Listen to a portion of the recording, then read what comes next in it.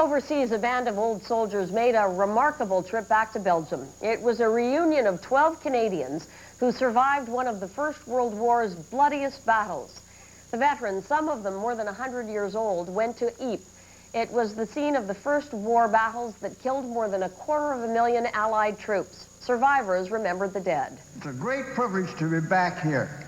I speak for my brother who lies at the Canal du Nord, killed in action. It was at Ypres that the troops encountered one of the terrors of modern warfare, the first use of poison gas. Now, here's Brian Stewart with our magazine. 80 years ago this morning, the guns that fired for 4 years in Europe fell silent. Of the millions of soldiers there, only a handful are left to recall. I can picture practically every man I knew in my company. Every man. Tonight, war and remembrance. Good evening.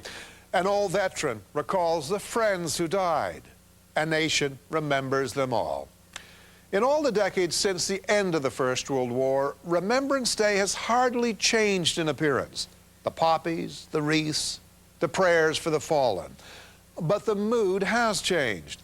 It's difficult now to grasp the sadness and triumph that marked those first Remembrance Days, the belief that war itself had been vanquished.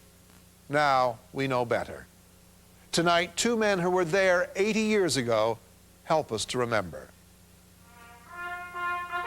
Last week in Canada's Senate, a tiny group of survivors began a journey to a distant past, recalling that war that changed everything.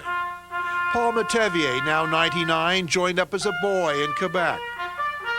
Tom Speer, now 102, joined as a young telegrapher in Manitoba, handled the historic message that halted the guns. Their view of their own war is remarkably intense. Even after 80 years, they recall the idealism that turned Canada's war into a kind of crusade. Pure patriotism. Pure patriotism. We owe something.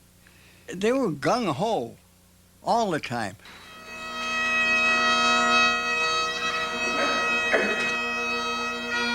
But the past, an author wrote famously, is another country.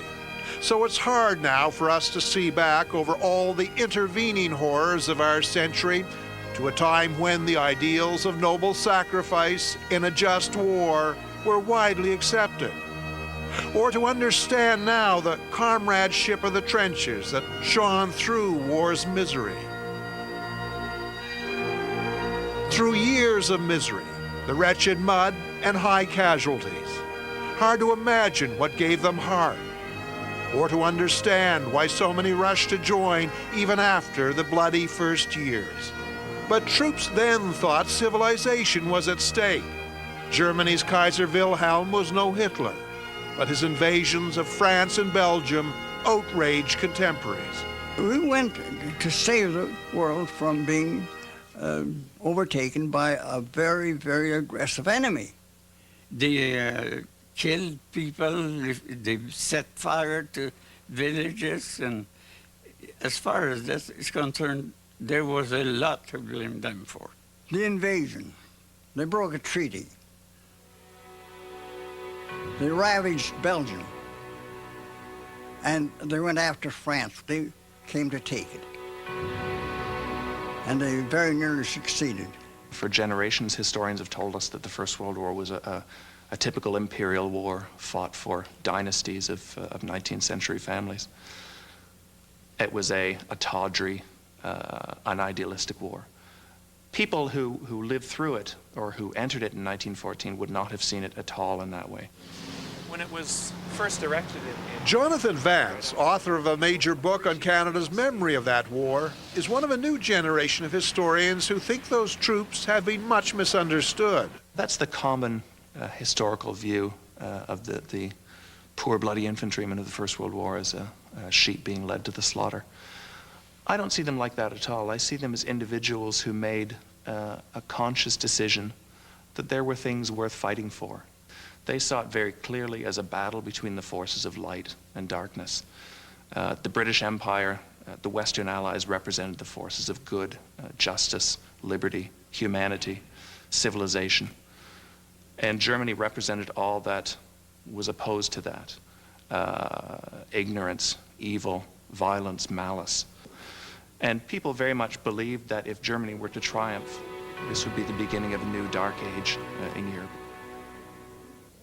By the fall of 1915, the German army had won the war. It had won the war on the Western Front and it had won the war on the Eastern Front. So Military historian Terry Kopp says